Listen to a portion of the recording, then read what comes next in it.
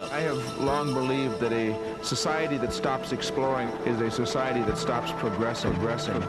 This program is the bridge to the future for human spaceflight. What happened in this last year is truly phenomenal. The space station today is the largest and most capable space station ever flown.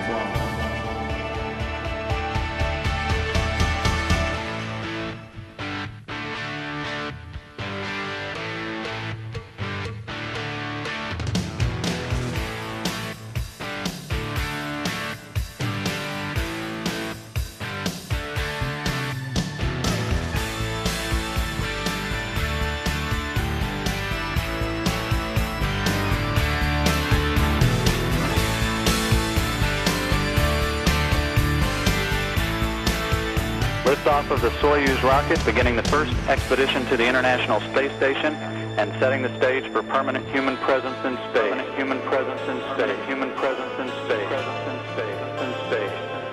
In space.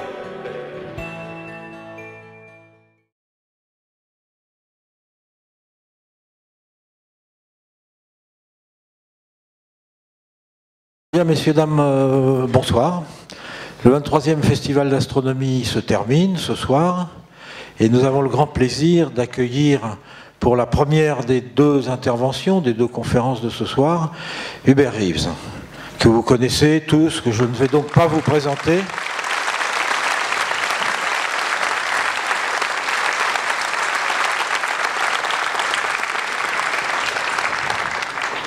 Moi, je voudrais simplement vous raconter une anecdote. J'ai été présenté à Hubert Reeves en 1991. C'était juste avant le premier festival d'astronomie de Florence.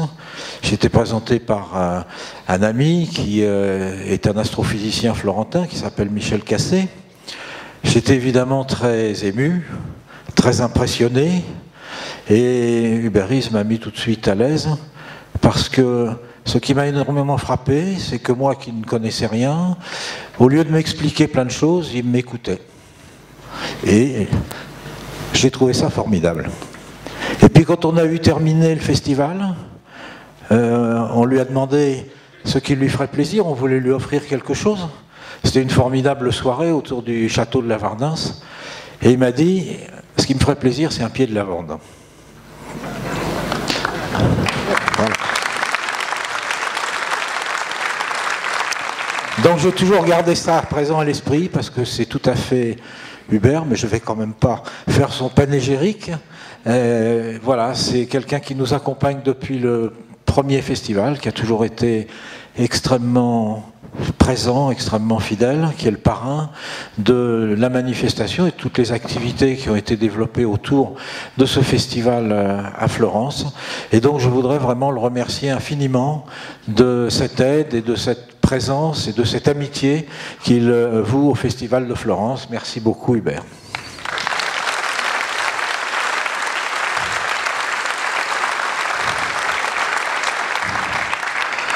Alors ce soir, le thème de la conférence, créativité et cosmologie, ou cosmologie et créativité, mais je pense que l'ordre des mots a son importance. Bon, c'est un thème que sans doute vous imaginez bien, la nature a fait son œuvre et puis l'homme continue cette œuvre. Je laisserai Hubert développer ça. Une œuvre qui malheureusement est souvent mise en péril par l'homme lui-même, parce que certains hommes continuent cette œuvre de créativité, d'autres malheureusement ont une influence plus destructrice sur la nature. Et vous savez qu'Hubert Reeves est très impliqué dans la défense de l'environnement et notamment de la biodiversité. Il a d'ailleurs une association qui s'appelle Humanisme et Biodiversité, qui propose à chacun d'entre nous qu'il possède un parc de 50 hectares ou un balcon ou un jardin sur un balcon en pleine ville, de préserver cet environnement et de créer une sorte d'oasis de biodiversité. C'est ce que nous avons fait à la Ferme des Étoiles, c'est ce que vous pouvez tous faire chez vous, et je pense que vous qui êtes là, qui l'applaudissez, qui l'appréciez, ce sera le meilleur hommage que vous puissiez lui rendre. Voilà, merci.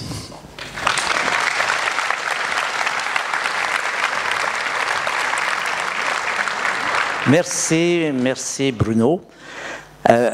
Première question, est-ce que vous entendez bien jusqu'à l'arrière, s'il vous plaît? Oui?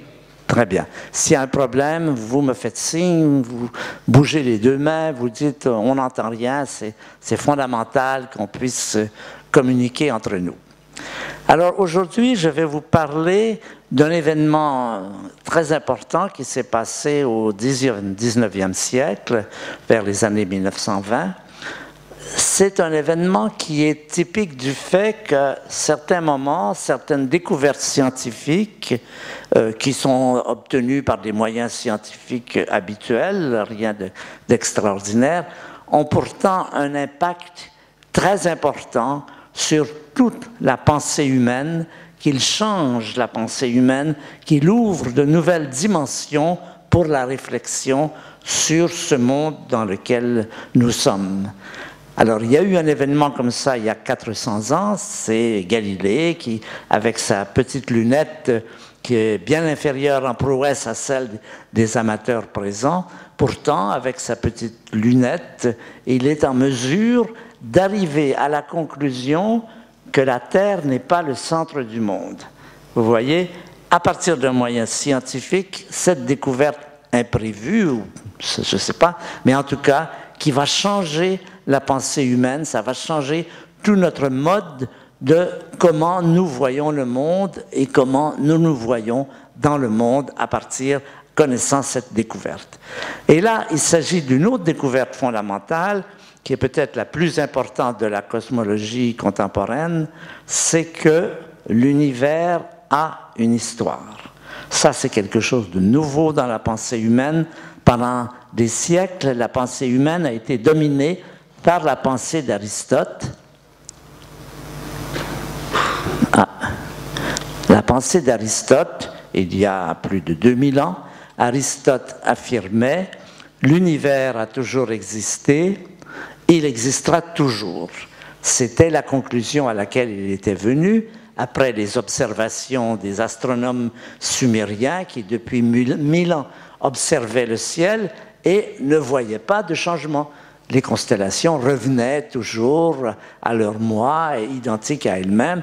Et Aristote en avait conclu, ce n'était pas une réflexion gratuite, c'était basé sur ses observations, que l'univers était sans changement, qu'il était statique ou stationnaire, que rien ne changeait jamais, que bien sûr on sait que le métal rouille et que le bois pourrit, mais Aristote disait, ça c'est la réalité à notre petite échelle, la réalité anecdotique. À grande échelle, dans le ciel, rien ne change jamais. Ça a été la pensée dominante chez les Occidentaux en particulier, pendant donc cette période qui va de la vie d'Aristote jusqu'au début du XXe siècle.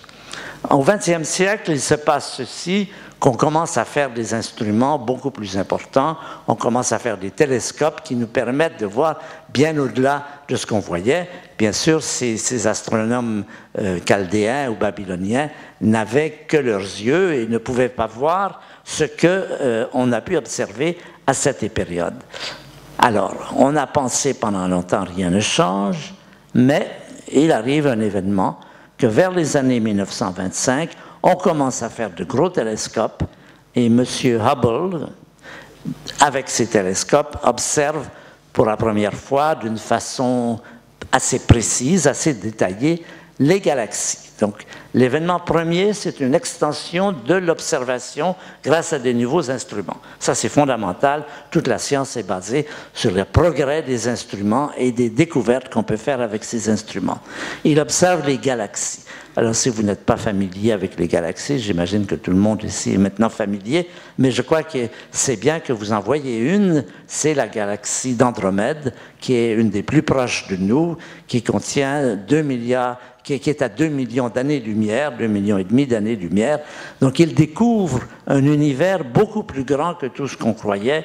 On observe qu'il y a beaucoup de galaxies. Et aujourd'hui, avec les instruments modernes, on observe une quantité de galaxies qui est absolument faramineuse. Il y a au moins 100 milliards de galaxies comme la Voie lactée. 100 milliards de galaxies. Et ces galaxies Je dis 100 milliards parce que c'est ce qu'il y a dans l'univers observable, c'est-à-dire celui que nous pouvons observer avec nos instruments. Il y a un horizon au-delà duquel on ne peut pas voir, et aujourd'hui la question se pose de savoir si l'univers est infini ou non, si l'univers pourrait être infini. Alors voilà un document récent, très important, qui est apparu il y a quelques années seulement. C'est de quoi ça a l'air l'univers dans la plus grande échelle imaginable. Dans la plus grande échelle qui nous est accessible, l'univers, c'est une collection de galaxies.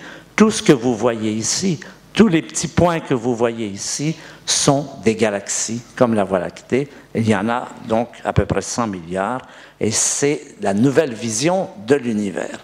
Alors, qu'est-ce que ça a changé d'avoir cette observation? Mais ça a changé quelque chose de fondamental que je vais vous décrire maintenant.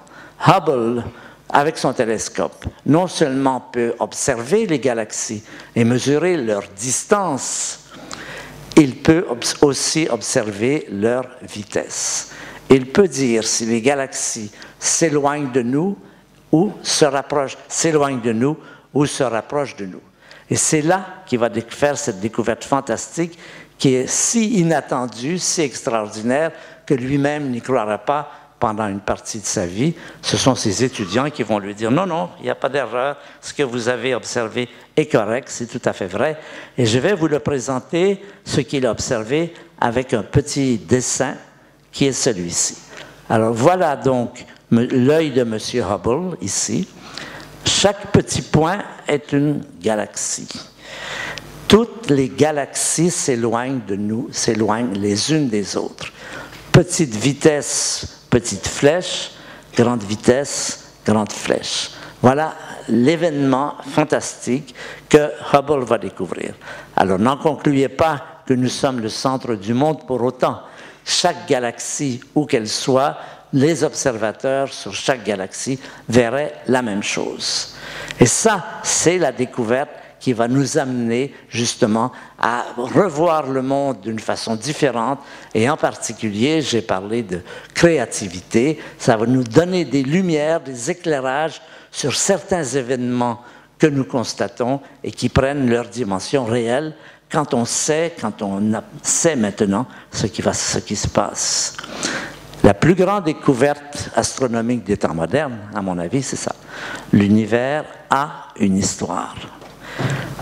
Si les galaxies s'éloignent les unes des autres, ça veut dire qu'il y a du mouvement.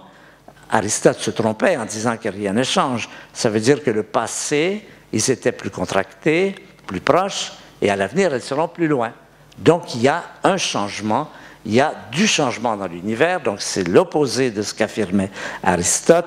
Il n'y a pas seulement du changement à notre petite échelle, le bois qui brûle et le métal qui rouille, il y a du changement à la plus grande échelle de l'univers.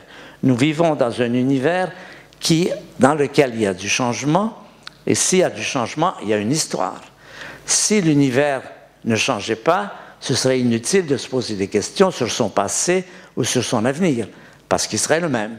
Mais quand il y a une histoire, le passé est différent du présent, qui est différent de l'avenir, et les clés du présent et de l'avenir sont présentes dans le passé.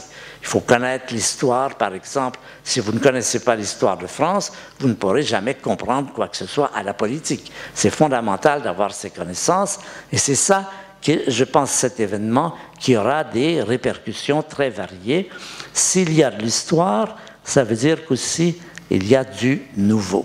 Ça implique qu'il y a du nouveau dans l'univers, que des choses qui ne s'étaient pas passées se passent, vont continuer à se passer, et que la mission des astrophysiciens, ça sera de reconstituer l'histoire de l'univers. Nous sommes dans cette position que notre métier, du coup, est changé. Notre travail est changé. Notre travail au début, c'était de regarder un univers permanent sans changement. Du coup, quand on apprend que l'univers a une histoire, on change de casquette et on devient des historiens. C'est-à-dire, on va essayer de donner des éléments, des preuves qui vont nous permettre de dire qu'est-ce qu'il y avait dans le passé et d'essayer de dire ce qu'il y aura dans le futur, ce qui est beaucoup plus difficile. Donc, le métier d'astrophysicien changent parce qu'ils deviennent des historiens. Et des historiens, c'est des gens qui essaient de trouver des fossiles dans le passé qui leur permettent de reconstituer le passé. Et alors, ces fossiles, les deux communautés de scientifiques vont s'associer pour reconstituer ce passé. Et ces deux communautés, c'est d'abord l'astronomie. Bien sûr, ce sont les astronomes avec leur télescope qui regardent l'univers d'aujourd'hui, voir comment il est fabriqué. Mais le fait qu'on apprenne qu'il y a un passé, que dans le passé, les galaxies étaient plus rapprochées. Si vous tournez à l'envers le film de l'univers, vous allez voir les galaxies se rapprocher. Et la relativité d'Einstein introduit l'idée que si l'univers était plus dense, il était plus chaud. Donc, on peut remonter dans le passé et on doit arriver à un moment où l'univers est très chaud, extrêmement chaud, c'est-à-dire qu'il y a des événements qui sont des événements typiques des très hautes températures, c'est-à-dire des événements qui ont des très hautes énergies. Et c'est là que va se présenter une autre communauté scientifique, les physiciens. Les physiciens, eux, étudient justement l'univers à très haute température, c'est-à-dire l'univers des très hautes énergies. Et comment ils étudient ces phénomènes? Eh bien, par des accélérateurs. L'accélérateur du CERN à Genève, qui fait 27 km, eh bien, c'est un accélérateur qui produit des collisions entre des faisceaux d'huile à des énergies gigantesques qui sont analysées par des détecteurs gigantesques aussi. Vous avez un être humain ici, ça vous donne une idée de la dimension. Et ces événements, c'est des événements comme ceci, c'est des collisions d'une énergie fantastique, mais qui nous permettent de comprendre comment se comporte la matière à très haute énergie.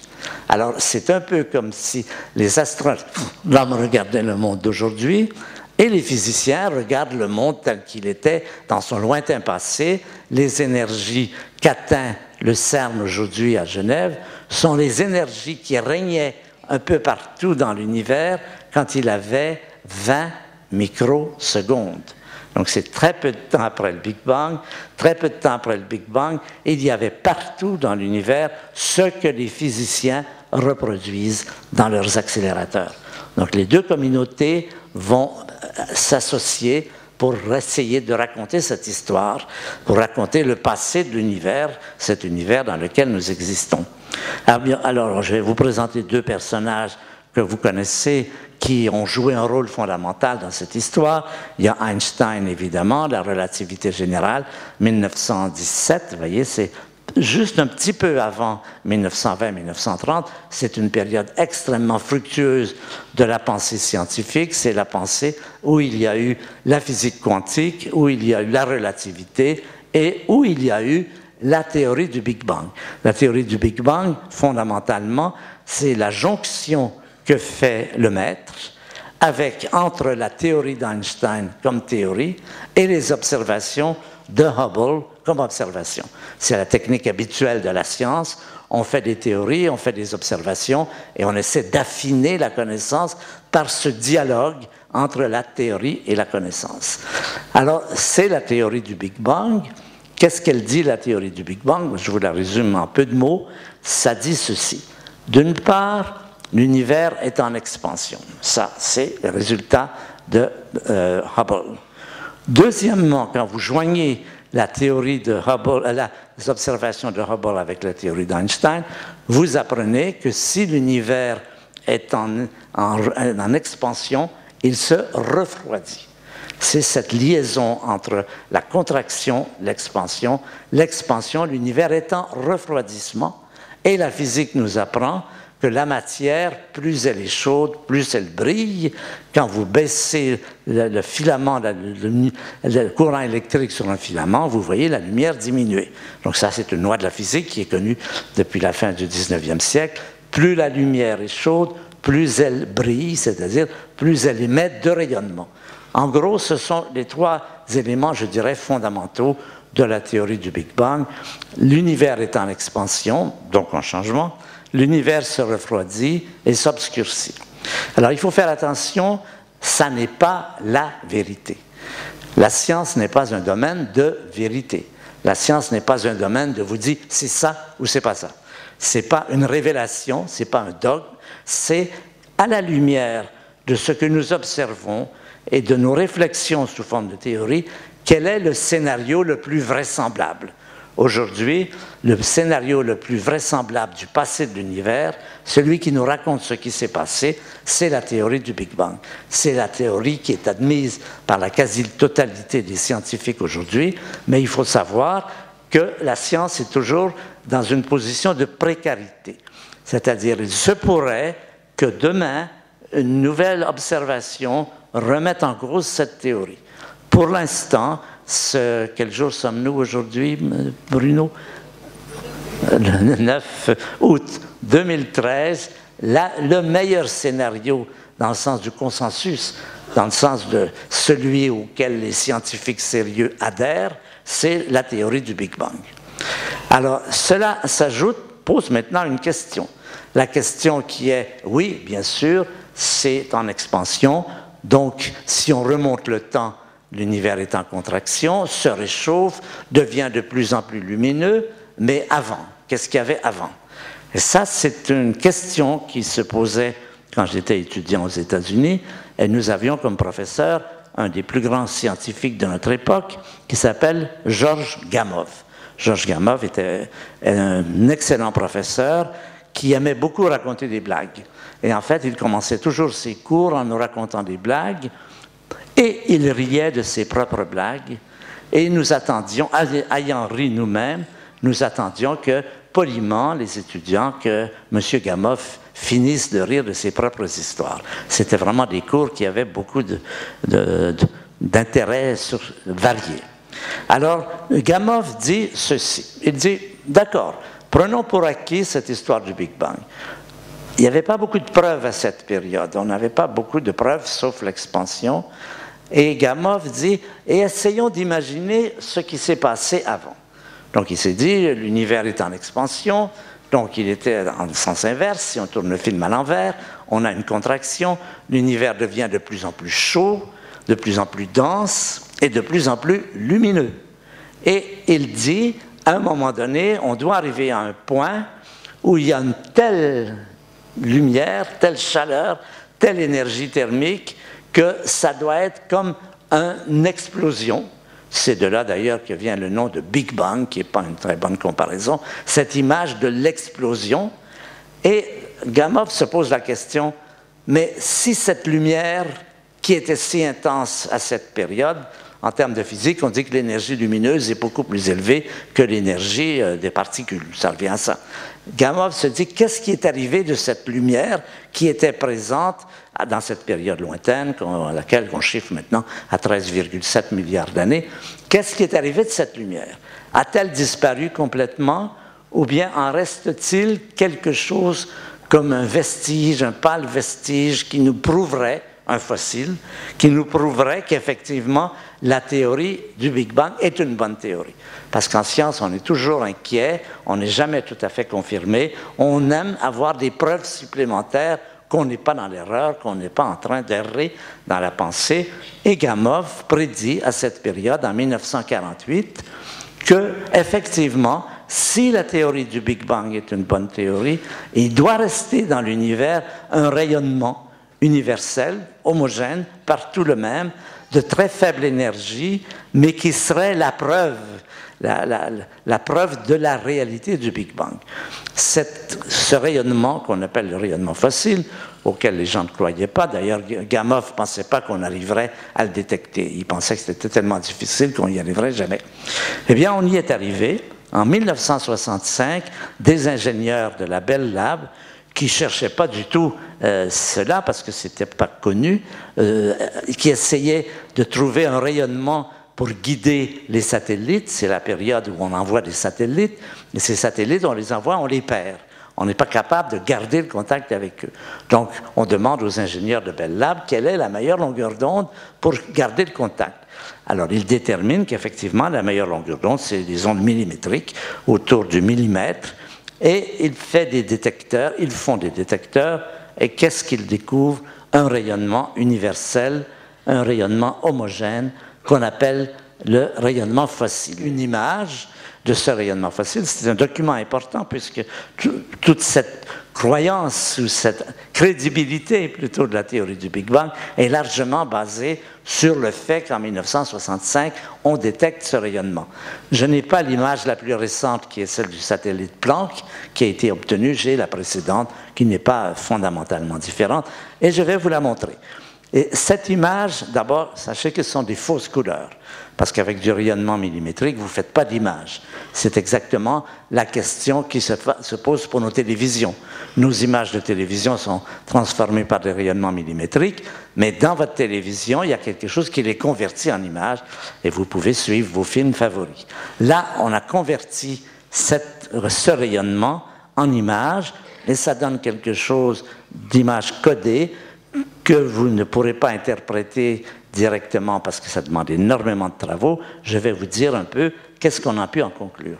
Voilà le rayonnement fossile. Voilà ce qu'un spectateur qui aurait vécu 400 000 ans après le Big Bang, à une température, à une période où l'univers était à 3000 degrés, donc vous voyez, ça n'aurait pas été très confortable pour observer le ciel. Voilà quelqu'un qui aurait regardé le ciel, aurait vu. Alors, les couleurs sont fausses. En fait, ce qui est important, c'est la variation entre les images plus brillantes et moins brillantes. Les points rouges sont les points les plus chauds. Cette image, elle date directement. Ce n'est pas une image de synthèse. C'est une image réelle, aussi réelle que n'importe quelle photo, qui vous dit comment était l'univers à cette époque. Et c'est de là que va apparaître ce qu'on peut appeler la belle histoire, que je vais appeler la belle histoire, qui est le début de cette période et qui va nous décrire un peu comment l'univers va évoluer à partir de là. Alors j'appelle ça la belle histoire parce que dans le fond, je crois que c'est une belle histoire. Vous allez voir, c'est un peu notre histoire à chacun d'entre nous. Ce qu'on peut tirer comme conclusion de cette image, c'est un certain nombre de conclusions que voici. L'univers le plus ancien, donc celui qui est décrit par cette image, est sans structure, sans agencement, sans organisme. C'est un univers dans lequel il n'y a pas, je vais vous décrire d'abord ce qu'il n'y a pas, il n'y a pas de galaxie, il n'y a pas d'étoiles, il n'y a pas de planètes, il n'y a pas de molécules, il n'y a pas d'atomes. Donc les débuts de l'univers, on peut le décrire comme un magma torride de particules. Attendez, je me suis trompé. Un magma torride de particules élémentaires, c'est-à-dire un chaos caractérisé par le fait qu'il n'y a aucune structure. Et vous voyez la différence fondamentale entre l'univers de cette période et l'univers d'aujourd'hui, c'est qu'aujourd'hui, l'univers est très riche en structure. Il y a de la structure à toutes les échelles. Il y a des galaxies, il y a des étoiles, il y a des planètes, il y a des êtres vivants, chacun d'entre nous, la vie.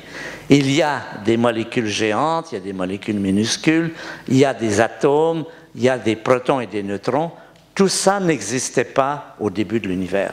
C'est ça le message de ce rayonnement fossile, de cette histoire, c'est que l'histoire de l'univers, maintenant, vous le devinez, c'est l'histoire de la matière qui s'organise.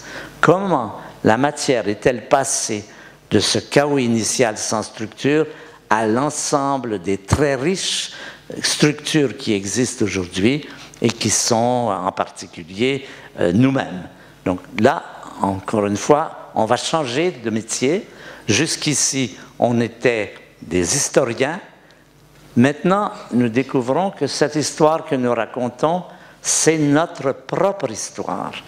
Comment s'appelle celui qui raconte sa propre histoire? C'est un autobiographe. Les scientifiques, astronomes et physiciens sont des autobiographes qui racontent comment nous en sommes arrivés à être ici aujourd'hui. Les biologies aussi, toutes les sciences, la géologie, toutes ces sciences nous racontent des événements sur la formation des planètes, sur l'apparition de la vie sur la Terre, etc. Ce que la science maintenant nous raconte, c'est ce que j'appelle la belle histoire, c'est notre histoire. Et c'est là qu'on va pouvoir réintroduire et repenser certains événements dont nous sommes les témoins et qui s'écoulent dans cette histoire. Alors, qu'est-ce qu'il y a dans l'univers à cette période? Ben, il y a ce que nous appelons des particules élémentaires, il y a des électrons, il y a des quarks, il y a des photons. C'est tout, une soupe de particules comme ceci.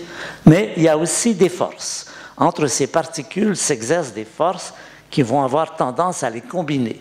Cette image de combinaison pour former de nouvelles structures est une des règles d'or de la structuration de l'univers.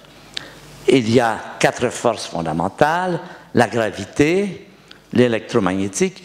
La gravité, tout le monde la connaît. Vous n'avez qu'à penser à l'histoire du renard et du corbeau. Le renard est au courant de la gravité puisqu'il sait comment tromper le corbeau. L'électromagnétisme, je ne vous invite pas à le faire, mais si vous voulez savoir ce que c'est, vous mettez vos doigts dans une prise de courant, vous allez voir que ça existe. Et puis, la force nucléaire faible, c'est celle qui régit le Soleil, et la forte, c'est celle qui régit, par exemple, les bombes atomiques ou d'autres éléments. Donc, il y a des particules élémentaires, des forces, et il y a des associations d'éléments qui vont se regrouper, un peu comme on forme des mots avec des lettres et des phrases avec des mots, qui vont se regrouper parce que la formation des systèmes va créer ce qu'on appelle des propriétés émergentes. Qu'est-ce que ça veut dire une propriété émergente? Ce sont les jeux de la nature qui consistent à associer des éléments semblables pour obtenir des structures nouvelles avec des propriétés émergentes. Je vous donne un exemple, la molécule d'eau. De l'eau, c'est fait d'oxygène et d'hydrogène. Vous le savez, vous avez appris ça dans vos cours de chimie. L'oxygène et l'hydrogène, l'eau, pardon, a des propriétés que n'ont pas l'oxygène et l'hydrogène. L'eau est un solvant, l'eau a des quantités de propriétés que nous connaissons. Voilà le jeu de la nature associé oxygène et hydrogène, qui sont comme des lettres, pour faire un système qui a des propriétés. La molécule d'eau a des propriétés que n'ont pas l'hydrogène et l'oxygène. C'est ce qu'on appelle des propriétés émergentes, qui ne sont pas présentes dans chacun des éléments, mais qui apparaissent au moment de la structuration, qui sont les fruits de la structuration. Et alors, les différentes échelles d'organisation sont basées toujours sur ce principe. Chaque force va entrer en jeu et va jouer son jeu. La force nucléaire va associer les quarks en protons et neutrons. 3 quarks donnent 3 protons, 3 autres quarks donnent 3 neutrons. La force nucléaire va également faire des noyaux atomiques. Ces noyaux atomiques, qui sont faits de protons et de neutrons, sont créés par la force nucléaire et qui forment des nouveaux systèmes. Ces systèmes, ensuite, par la force électromagnétique, vont s'associer des électrons. Ça va faire des atomes. Et ces atomes vont s'associer eux-mêmes pour faire des molécules. Toujours le même thème, association d'éléments semblables, propriétés émergentes. Voici, par exemple, une molécule de sucre. Une molécule de sucre, c'est fait de grands nombres d'atomes d'oxygène, de carbone et d'hydrogène. Et la propriété émergente, c'est sucré. Voilà l'exemple de ce que l'univers, la nature fait. C'est son mode de production de structures nouvelles. C'est sa créativité. Sa créativité, c'est ce jeu qu'elle joue continuellement et qui a pour effet, au cours des milliards d'années, maintenant on a des chronologies assez bonnes pour dire un peu à quel moment ça se passe. Les premiers noyaux apparaissent quand l'univers a quelques minutes. Les premières étoiles apparaissent quand il y a une centaine de millions d'années. Nous pouvons donner une chronologie plus ou moins précise à quel moment l'univers a monté dans l'échelle de la structuration en passant des quarks aux protons-neutrons, des protons-neutrons en noyaux, des noyaux en atomes, des atomes en molécules, la fameuse molécule d'ADN qui contient notre code génétique, c'est également la même chose. Ici, la propriété émergente, c'est ce que vous faites, votre vie, toute notre vie est stockée, les instructions pour la vie sont stockées dans ces molécules, et c'est ce qui nous permet d'exister. Et puis, la force de gravité joue des choses semblables. Les astéroïdes s'associent en planètes. Si vous avez vu la conférence de Brigitte, vous avez vu comment les astéroïdes ont formé effectivement sont formés par des associations de corps parents. Les planètes s'associent en système planétaire, les étoiles s'associent en galaxies. C'est donc le jeu favori de la nature. Alors, je vais vous montrer, donc cela donne en particulier le système solaire que vous voyez ici, cette planète sur laquelle il y a la vie. Alors, je vais vous montrer un autre type d'association qui était peu connu jusqu'ici, qui a été découvert par l'astronomie assez récemment. Ce sont des collisions de galaxies. Nous savons qu'il y a dans l'univers maintenant des quantités de collisions de galaxies. Alors, vous en voyez ici 2 galaxies qui sont entrées en collision. Et qu'est-ce que ça fait, la collision d'une galaxie? C'est pas comme des billes de billard, ça fait pas de toc. Les galaxies, c'est comme des nuages, c'est vaporeux. Ce que ça fait, c'est que ça produit une quantité formidable d'étoiles nouvelles, qu'on appelle des géantes bleues. Vous les voyez tout le tour ici, ces géantes bleues. Vous les revoyez ici maintenant. Ces géantes bleues sont des étoiles qui forment les atomes. Ça, c'est l'autre aspect intéressant des découvertes scientifiques, c'est que c'est à l'intérieur des étoiles que les atomes se forment, et se forment par des jeux semblables. Et les étoiles géantes bleues sont les grandes productrices d'oxygène dans l'univers. Et si on tient compte du fait que notre corps humain est à près de 90% fait d'oxygène, vous vous rendez compte que votre plus lointaine ancestrie, si on peut dire, vos parents les plus lointains, les éléments qui, dans l'univers, vous ont amené, les multiples éléments, il y a en particulier des collisions de galaxies, puisque ces collisions de galaxies ont engendré des étoiles géantes bleues, lesquelles ont engendré de l'oxygène, et c'est une des étapes, bien sûr, dans l'histoire de chacun d'entre nous, c'est l'étape formation de la vie, du corps humain, mais antécédemment, ça commence, l'histoire se passe plusieurs milliards d'années dans le passé, avant la naissance du Soleil, au moment où des collisions de galaxies ont produit des nouvelles étoiles, qui ont produit des nouvelles atomes. Donc vous voyez comment la science contemporaine nous projette dans le lointain passé, comment les étapes qui ont fait notre existence, qui nous ont structurés, sont des étapes qui remontent très loin dans le passé, et c'est encore une information très utile qui nous vient de l'astronomie, qui vient de découvertes avec des instruments qui nous permettent de nous toucher nous-mêmes, de toucher à notre propre histoire. Alors, il y a le Soleil qui apparaît, qui se forme, la Terre apparaît, et nouveau jeu d'association, les cellules s'associent pour former des organismes vivants. Voilà un exemple de cellules qui vont s'associer, qui forment d'abord des corps microscopiques, comme les diatomées, qui sont tout petits, mais qui sont vivants, et jusqu'à des structures beaucoup plus importantes, qui sont les animaux, les lions. Tout ça, c'est la même histoire, et c'est notre histoire personnelle. Notre vie est un chapitre dans l'histoire de l'univers, c'est ça que donne cette nouvelle vision historique, et notre vie, l'important de notre vie, ça n'est pas notre naissance, c'est notre conception.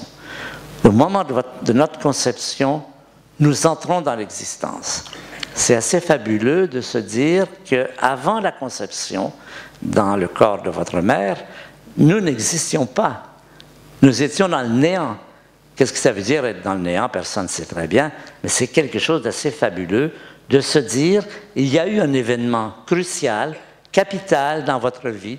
Le premier événement de votre vie, c'est quand un spermatozoïde de votre père est entré dans un ovule de votre mère. Donc, c'est un événement, c'est une association, du même type que l'association pour faire des protons ou pour faire de l'eau. C'est un autre événement à un niveau plus élevé de la complexité, et c'est cet événement qui est fondamentale qui est le moment où nous entrons dans l'existence. Alors, vous connaissez votre date de naissance, vous soustrayez 9 mois approximatifs, ce n'est pas très bien connu, et voilà l'événement crucial de votre vie, celui dans lequel vous êtes entré dans l'univers. Cette belle histoire, on peut dire que le résultat, c'est que nous, les êtres humains, sommes un des plus beaux résultats de la créativité cosmique. Je ne dis pas le plus beau parce que nous avons tendance à penser que nous sommes les meilleurs, ça c'est autre chose. Mais certainement que l'intelligence humaine est une des plus belles réalisations de l'évolution et ça vaut la peine de le mentionner. Alors je vais maintenant parler d'une autre dimension de cette question, qui est la question du hasard. Quel est le rôle, quel rôle joue le hasard dans cet événement? Quel rôle joue le hasard dans la créativité? Eh bien, je vais citer un philosophe grec qui s'appelle Démocrite et qui était un philosophe qui vivait un peu avant Jésus-Christ et qui se signalait par qu'il avait toujours des énoncés très mystérieux. Les gens ne comprenaient pas, disaient on ne comprend rien, et je crois qu'il cultivait un peu la pensée cryptique. Et Démocrite a écrit « Tout arrive par hasard et par nécessité ». Et les gens disaient « mais ça ne tient pas debout. Si c'est par hasard, ce n'est pas par nécessité. Et si c'est par nécessité, ce n'est pas par hasard. » Eh bien, nous avons mis 2000 ans à comprendre que Démocrite avait tout à fait raison. Ça nous est arrivé par deux voies différentes, par la mécanique quantique, physique quantique, qui nous ont montré que le hasard est une dimension très importante, fondamentale de l'évolution de la réalité, et aussi par la dynamique contemporaine, la mécanique contemporaine. Et pour vous illustrer ce que ça veut dire de dire tout arrive par hasard et par nécessité, je vais vous montrer des images qui le montrent bien. Ce sont des cristaux de neige, vous les avez tous reconnus. Les cristaux de neige, c'est quelque chose qui nous plaît à regarder. On peut en regarder longtemps. Pourquoi? Parce que les cristaux de neige ont deux éléments essentiels. D'une part, ils ont une organisation. Les cristaux de neige, il y a une loi de la physico-chimie qui dit vous aurez 6 pointes. Symétrie hexagonale. Tous les cristaux de neige obéissent à cette loi, mais cette loi ayant été accomplie, son désir ayant été accompli, la nature dit maintenant vous faites ce que vous voulez. Et c'est précisément le fait que les cristaux de neige sont structurés, mais ne sont pas tous semblables, qui est cette image. La structuration, c'est la nécessité, mais quand les cristaux de neige se sont formés, ils se baladent dans les nuages de giboulée, ils traversent des régions de plus ou moins grande humidité, et ces régions donnent des formes différentes. Les lois de la physique, c'est eux qui permettent existent bien sûr des formes différentes. L'univers est structuré, la matière est structurée, mais ne détermine pas complètement ce qui va se passer. Une partie est formatée, pourrait-on dire, par la nécessité, l'autre partie est laissée au hasard. C'est ce qui donne toute la variété et la diversité de la nature. C'est le fait qu'il y a de la place pour énormément de systèmes qui obéissent tous aux lois, mais qui sont, auxquels la nature n'a pas assigné une forme définitive. Autrement, si c'était le cas, tous les cristaux seraient pareils, il y a longtemps qu'on n'en regarderait plus. Maintenant, on aime beaucoup regarder les cristaux. Vous allez voir jusqu'à quel point la nature est imaginative, jusqu'à quel point sur ce thème du hasard et de nécessité, elle peut faire des choses différentes. Vous allez toujours retrouver la symétrie hexagonale, mais vous allez la retrouver avec des formes extrêmement différentes. On retrouve le même phénomène dans la nature vivante au niveau des papillons. Les papillons, quel est le rôle des papillons? C'est de polliniser les fleurs. La nature aurait pu dire, je fais une variété de papillons pour polliniser toutes les fleurs. Ce n'est pas sa façon d'agir. Sa façon d'agir, c'est de dire, autour du thème polliniser les fleurs, qui est à ce moment-là la loi, je vais faire des quantités de variétés. Et là aussi, si vous avez chez vous des albums de papillons, vous savez que vous pouvez en feuilleter longtemps et que vous allez toujours trouver des formes différentes, tout aussi belles les unes que les autres. Le hasard et la nécessité s'associent pour engendrer la créativité et la beauté du monde. Un autre exemple, c'est chacun d'entre nous. Nous sommes tous soumis aux lois de la nature. Nous n'obéissons pas toujours aux lois civiles, mais aux lois de la nature, nous ne pouvons pas les éviter. Mais nous sommes tous différents. Nous sommes 7 milliards et c'est encore en croissance, ce qui montre comment il y a de la possibilité, avec des lois nécessitées, de créer des variétés, des diversités différentes. Ce sont les modes d'évolution de la nature, ce sont les modes de création de la complexité. La matière qui s'organise, elle s'organise avec ces deux thèmes. Il y a d'une part cette idée d'associer avec des propriétés émergentes et d'autre part cette idée que le hasard intervient directement dans le comportement de la nature, ce qui fait sa richesse et sa beauté. Alors ça, c'était la belle histoire. La belle histoire, c'est en peu de mots, celle qui raconte comment nous sommes ici aujourd'hui, comment nous sommes tous différents. Mais en parallèle avec cette belle histoire, il y a une autre histoire qui se produit, que je vais appeler la moins belle histoire. C'est l'histoire des rapports entre les êtres humains et la nature.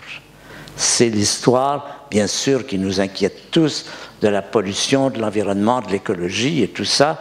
Cette histoire, elle est bien illustrée par cette image. Cette image, c'est la Terre, vue du ciel par des satellites, la nuit. Ce que vous voyez, c'est que nous sommes partout, ou à peu près, et notre influence est à l'échelle de la planète. Ce qui est jaune, ce sont les lumières et les villes et les autoroutes. Ah, pardon, merci madame. Excusez-moi, merci. Voilà, donc vous pouvez voir l'aspect de la Terre vue du ciel. Ce qui est jaune, ce sont les lumières électriques, les autoroutes. Ce qui est rouge, ce sont les puits de pétrole et le méthane qui est émis. Ce qui est mauve, c'est la déforestation, les feux de forêt qui brûlent partout en Amazonie, au Congo et en Indonésie. Et le vert ici, est-ce que vous voyez une petite tache verte ici? C'est dans la mer du Japon. Qu'est-ce qui est vert dans la mer du Japon et qu'on peut voir du ciel? Voilà une question. Qu'est-ce qu'on peut voir qui est vert dans la mer du Japon? Ce sont les pêches au Lamparo. Les lampes au Lamparo, ce sont des pêches avec des milliers de bateaux qui ont des petites lumières vertes et qui sont les pêches les plus efficaces qui existent. Ces pêches sont tellement efficaces qu'aujourd'hui, nous pêchons 2 fois plus de poissons qu'il ne s'en reproduit. Voilà où nous rencontrons les limites de notre capacité, de notre technologie. Nous sommes confrontés au fait que nous sommes en train de vider les océans, de stériliser les plaines. Ça, c'est la moins belle histoire. Les contacts des humains, depuis 200 000 ans, nous sommes apparus il y a à peu près 200 000 ans, les contacts de l'intelligence humaine est si puissante qu'elle est capable de faire des choses qui peuvent nous mettre en danger, qui peuvent menacer notre avenir. C'est toute la dimension de l'environnement. Tous les gens qui s'intéressent à l'environnement et l'écologie sont des gens qui ont pris conscience du fait que nous ne pouvons pas continuer comme ça, que nous nous mettons en danger. Notre influence est à l'échelle de la planète et nous saccageons notre planète, il faut bien le dire. Nous saccageons notre planète. Alors comment est-ce qu'on saccage sa planète? Eh bien, voilà une image avec des pesticides qui détruisent les fleurs sauvages, qui détruisent les insectes, qui déstabilisent les sols, qui les désoxygènent. En résumé, si on fait un résumé, on peut dire nous menons une guerre contre la nature. Non, nous ne menons pas une guerre contre la nature, volontairement. Mais en fait, tout se passe comme si nous menions une guerre comme la nature, et si nous gagnons, nous sommes perdus. Voilà la réalité qu'il faut prendre. Il faut arrêter de gagner cette guerre parce qu'autrement, nous sommes perdus. Alors, nous sommes perdus par quoi? D'abord, il y a l'érosion de la biodiversité. Ça veut dire quoi? Nous éliminons des centaines d'espaces chaque année, des centaines d'espèces chaque année. Éliminer, ça veut dire jusqu'au dernier. Nous éliminons, aucune espèce vivante jusqu'ici n'a éliminé d'autres espèces complètement à notre connaissance. Il y a des lions et des gazelles, il y a toujours des lions et des gazelles. Nous, quand nous nous adressons à une espèce, il n'y a pas de cadeau. Et une des plus importantes, ce n'est pas les tigres du Bengale ou l'ours polaire, ce sont les vers de terre. Les vers de terre sont en chute libre un peu partout sur la planète. Les vers de terre sont indispensables pour l'oxygénation des sols. Les sols périclitent quand on élimine les vers de terre. Nous éliminons également les hirondelles, les oiseaux qui sont très importantes pour les moustiques. Nous éliminons les grenouilles. Nous avons une action absolument dramatique sur la nature. Ça, c'est une réalisation déjà depuis une vingtaine d'années. En 2002, on a dit il faut qu'en 2012, on arrête cette érosion de la biodiversité. En 2012, on s'est rendu compte qu'on n'avait rien fait du tout, qu'on n'a absolument pas diminué l'érosion de la biodiversité. Et une conférence qui a eu lieu à Bonn en 2008 disait « Nous pourrions avoir éliminé 50% des espèces vivantes avant la fin du siècle », avec toutes les conséquences que ça peut avoir sur notre vie, sur notre nourriture, sur notre bien-être, pour nos enfants et nos petits-enfants. C'est ça la moins belle histoire.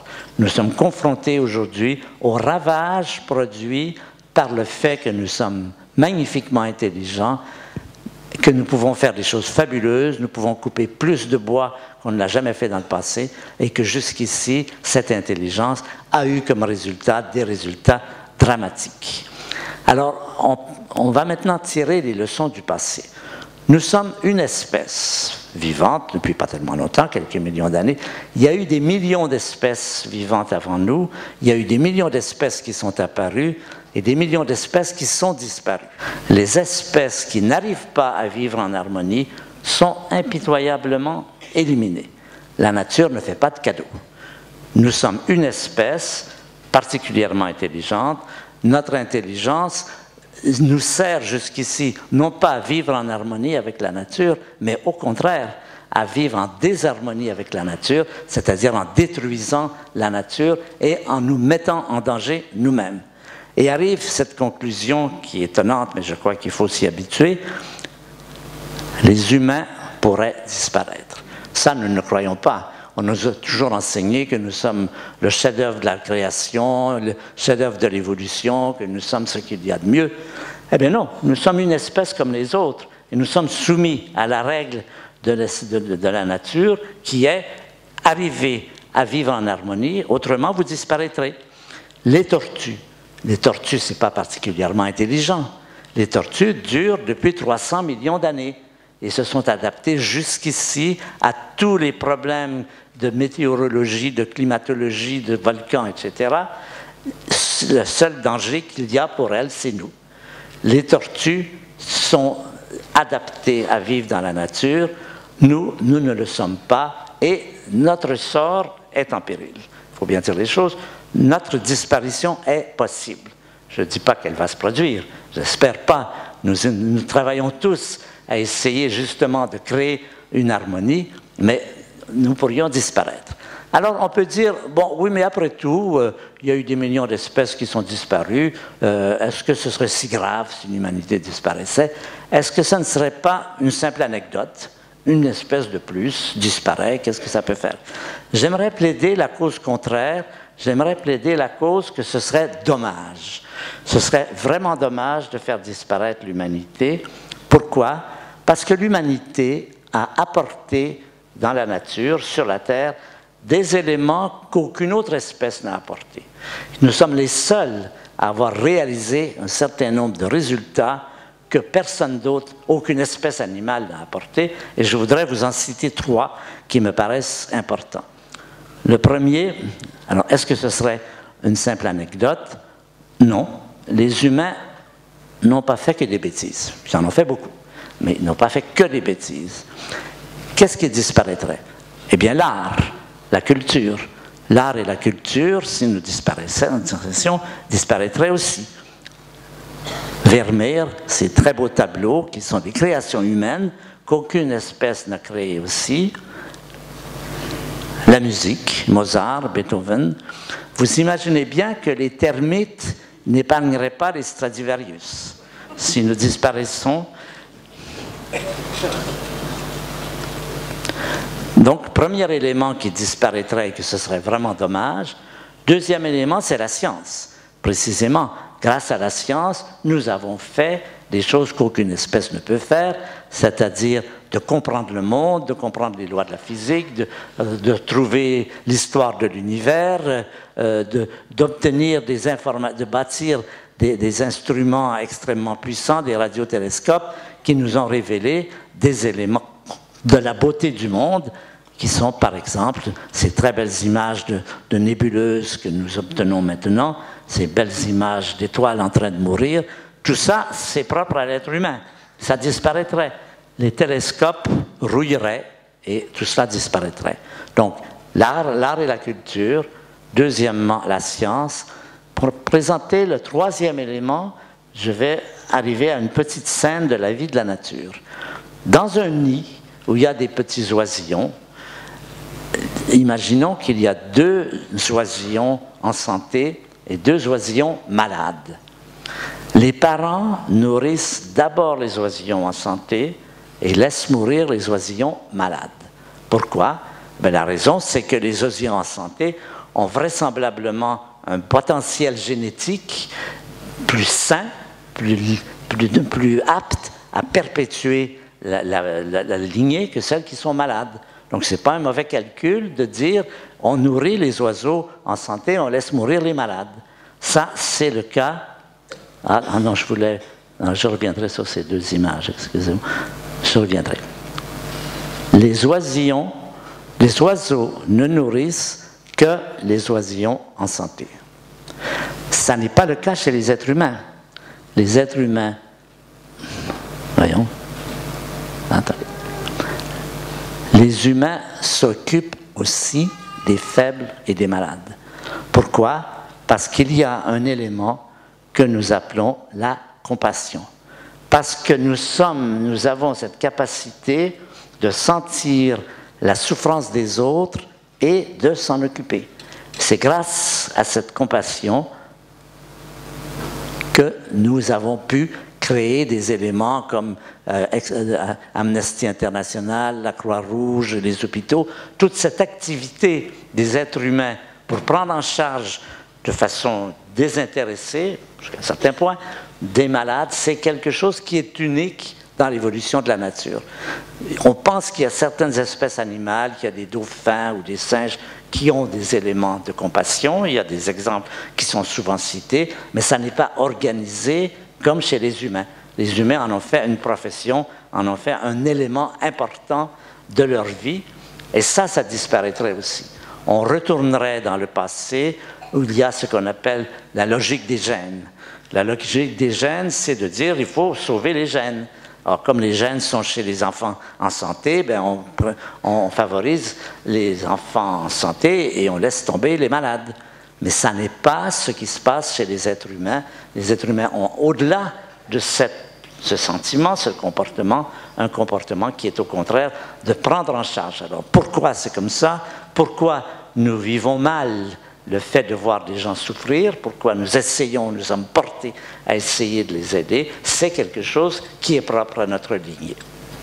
Et ce sont là donc les 3 éléments fondamentaux que l'humanité a apportés et qui disparaîtraient.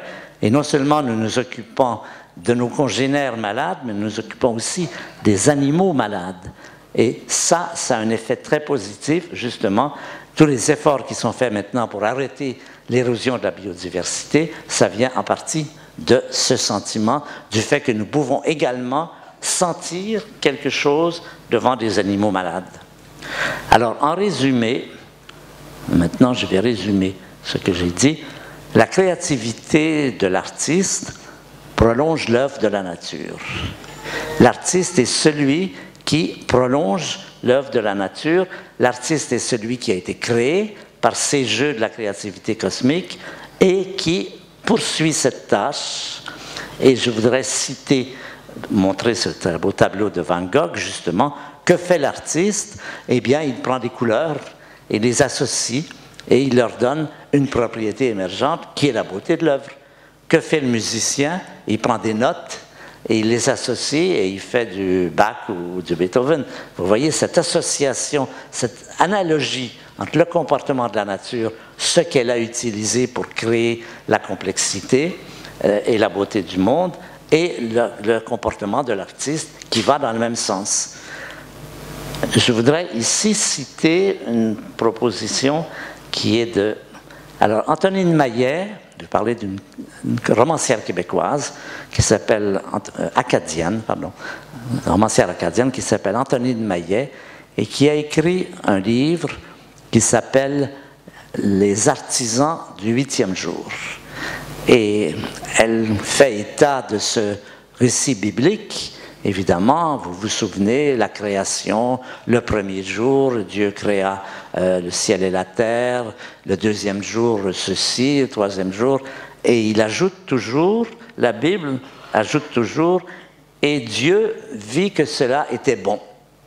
Et puis il fait comme ça ces 7 jours, et le 7e jour, le Dieu dit que cela était bon et qu'il avait terminé sa création.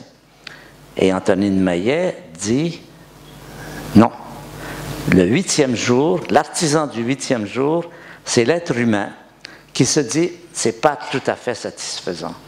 Les 7 jours sont pas tout à fait satisfaisants.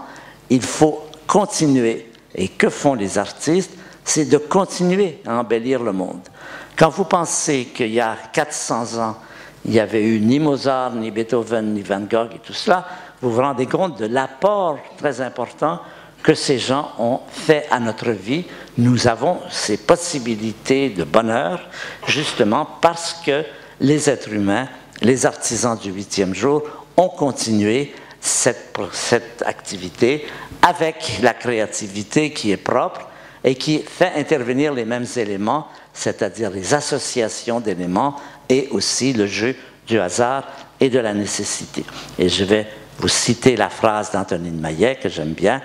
Elle écrit « J'écris pour achever le monde, pour ajouter à sa création, après le 7e jour, les 7 premiers jours, un 8e jour. » C'est ça l'élément. La nature, c'est les 7 premiers jours et l'artiste, c'est le 8e jour.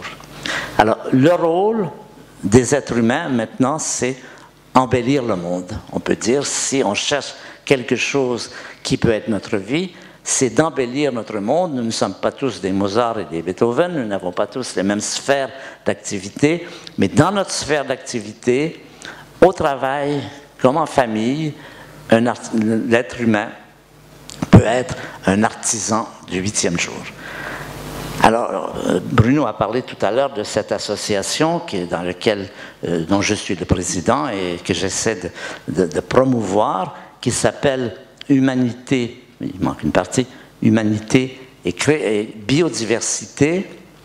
Nous avons une opération qui s'appelle les oasis nature. Qu'est-ce que c'est un oasis nature? C'est, vous êtes propriétaire d'un terrain, ça peut être un balcon ou bien un grand terrain, vous vous associez à nous et vous vous engagez à protéger la nature, c'est-à-dire à éviter la destruction, les pesticides, la chasse, à encourager cette nature à persister dans son rôle. Alors, c'est doublement important, d'une part, parce que ça fait évidemment des endroits où la nature est respectée, mais ça a un second effet important. Nous avons déjà beaucoup d'écoles pour lesquelles c'est le cas, et la Ferme des Étoiles, grâce à Bruno, est maintenant une oasis nature. C'est que ça a un effet psychologique important. Parce que ces problèmes dans lesquels nous nous trouvons, problèmes de destruction de la nature, des dangers, de la pollution et tout ça, c'est quelque chose dans lequel nous avons l'impression que nous ne pouvons rien faire. On ne peut rien contre la destruction des forêts amazoniennes, par exemple. On la voit, on la vit, on en souffre. Mais là, tout d'un coup, vous devenez actif. Vous passez de la passivité de lire ces informations dans vos journaux à l'activité où vous faites quelque chose et vous devenez quelqu'un d'actif et vous avez cette impression que vous n'êtes pas à la dérive. Alors justement, ici à Florence, il y a un collège dans lequel Madame Tamara s'occupe précisément de faire une Oasis Nature, ce qui est important pour les étudiants, ce qui leur donne l'image de nous ne sommes pas simplement à la dérive, nous ne sommes pas simplement passifs, nous faisons quelque chose dans la mesure de nos moyens, qui peuvent être grands ou petits, mais ce confort intellectuel, peut-on dire, de sentir qu'on a fait quelque chose, est quelque chose d'aussi important, je dirais, que les Oasis Nature. Alors, donc, vous êtes tous invités à créer des Oasis Nature. Il y en a déjà plusieurs milliers en France, d'ailleurs. Il y en a qui sont très grands, qui ont des hectares et des hectares, et puis il y en a qui sont beaucoup plus... Alors, voici les panneaux que l'on met sur les Oasis Nature pour que les gens soient avertis, pour que ça soit su que l'on fait quelque chose. Et si vous voulez avoir plus de renseignements, voilà un site, Humanité et Biodiversité, où vous allez trouver tous les éléments qu'il faut si vous êtes d'accord pour faire une Oasis Nature. Donc voilà, j'ai un peu fait le tour des différents sujets. Je vous remercie de votre attention.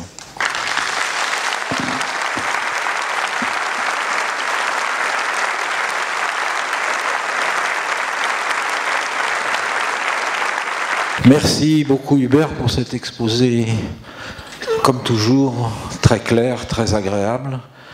Nous connaissons tous ton engagement depuis de nombreuses années au profit de la planète, au profit de la biodiversité. C'est aussi l'engagement de certains hommes de ce territoire et nous avons la chance d'avoir parmi nous ce soir M. Philippe Martin, qui est ministre de l'Environnement. Et je crois que tu souhaitais pouvoir dialoguer un petit peu avec nous. Monsieur Philippe Martin, est-ce que vous accepteriez de monter sur scène pour dialoguer avec Hubert? Merci.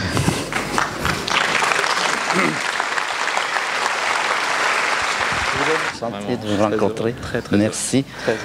Alors, Monsieur Martin, je voulais vous dire quelques mots. J'ai un peu suivi votre carrière et je crois que les écologistes attendent beaucoup de vous. Oui. Et que jusqu'ici, vous avez été, on a dit, un fer de lance.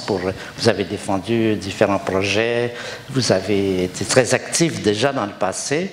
Donc, d'abord, vous dire jusqu'à quel point nous apprécions votre action et nous avons confiance en vous. En particulier, je sais qu'il y a bientôt ces réunions sur la fiscalité écologique et ça, nous savons tous que les grandes paroles, c'est très bien, mais que ce qui est important pour des mouvements comme les mouvements écologiques, fondamentalement, c'est d'avoir quelques sous. Donc, nous sommes tout à fait... Aidez-moi. Oui, avec plaisir et aidez-nous. Nous avons vraiment confiance en vous pour que ce projet se passe bien et qu'il y ait... Évidemment, nous sommes dans une période de crise économique et les gens disent l'argent, etc. Rappelez que l'écologie est toujours là et que sans l'écologie, l'économie s'effondre. Les gens disent oh, on a un problème, on n'a pas d'argent, chômage, tout ça, c'est important, bien sûr, mais il faut garder en mémoire qu'il y a cette idée que si on n'a pas l'écologie, si on n'arrive pas à garder cette planète saine, ça s'effondre. Donc, on vous fait confiance pour les... Merci beaucoup. Bien. Merci. Si officiellement, depuis 48 heures, je bénéficie de ce grand acquis du Front populaire qui sont les vacances, en réalité, je me disais qu'il n'était pas possible que je ne passe pas ici quelques instants pour voir et vous rendre d'une certaine façon hommage. Parce que si nous avons des responsabilités politiques, et celles que j'ai sont effectivement immenses, nous ne pouvons avoir ces responsabilités parce que des grandes voix comme la vôtre ont pu montrer aux gens l'importance des choses. Vous l'avez dit, j'écoutais ce que vous disiez à l'instant. Ce qui est extraordinaire, c'est que nous sommes à la fois le problème et la solution. Nous sommes le problème parce que il est vrai que nous avons fait quand même des bêtises, qu'on le veuille ou non. Oui. Mais nous sommes la solution parce que si nous décidons de changer le cours des choses, nous pouvons encore le faire. Alors, il ne faut pas tarder On a toujours l'impression que le temps écologique c'est très long et que ça va donner des résultats dans longtemps et donc on peut reporter des décisions. Mais il faut au contraire prendre des décisions de manière urgente pour qu'elles donnent des résultats dans très longtemps. Alors quand on est responsable politique, c'est quelque chose de très nouveau parce que les responsables politiques, les hommes politiques aiment bien prendre des décisions et voir les résultats dans les quelques années qui suivent. Or là, on nous demande de prendre des décisions qui peuvent parfois être impopulaires et qui donneront des résultats quand on ne sera plus les uns et les autres qu'une plaque de square dans le village où on a commencé à faire de la politique au mieux. Et donc c'est la grande difficulté. Mais je crois que ce qui est important, c'est que des gens comme vous fassent comprendre à l'ensemble des citoyens que la transition écologique, ça n'est pas une option, c'est une nécessité absolue. Parce que si nous ne modifions pas les choses, on pourrait, comme Martin Luther King, demander à suspendre le temps.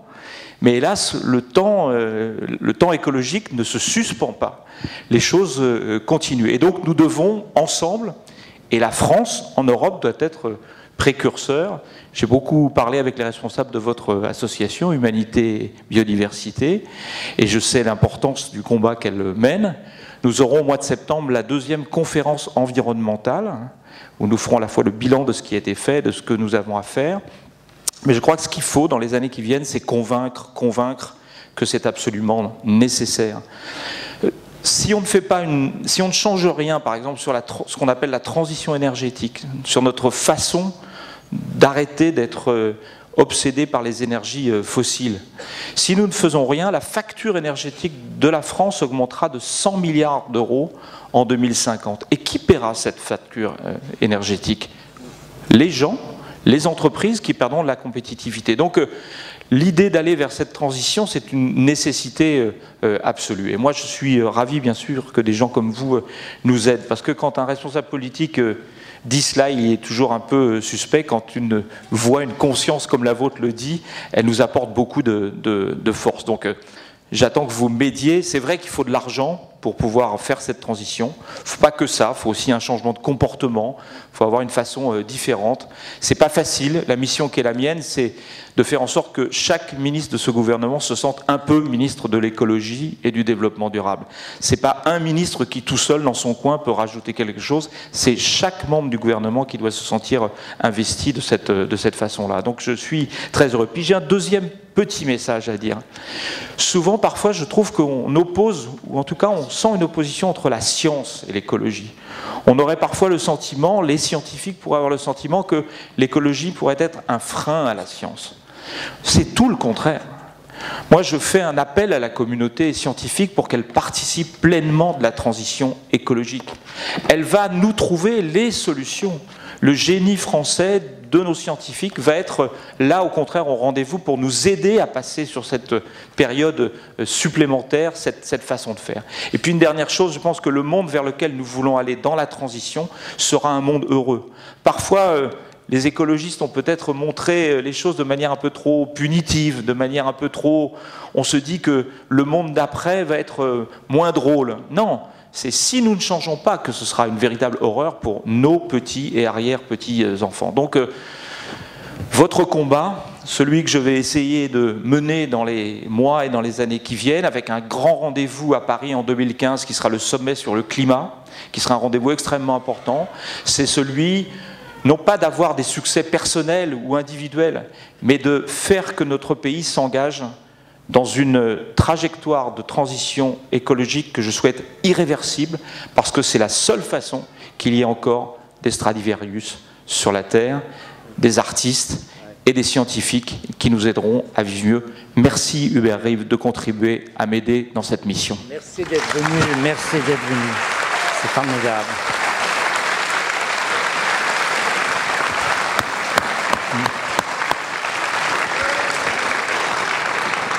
Alors, je voudrais maintenant dire quelque chose pour rendre hommage à Bruno Monflier, qui est l'auteur qui est fondamental dans notre présence ici, dans toute cette organisation, pour dire combien d'admiration j'ai pour tout ce qu'il fait, et à Marie et les autres membres de l'équipe.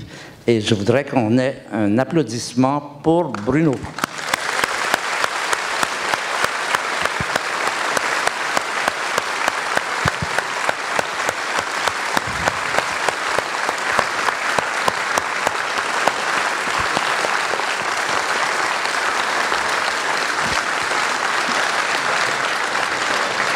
Merci à tous et bonne soirée. Society that stops exploring is a society that stops progressing. This program is the bridge to the future for human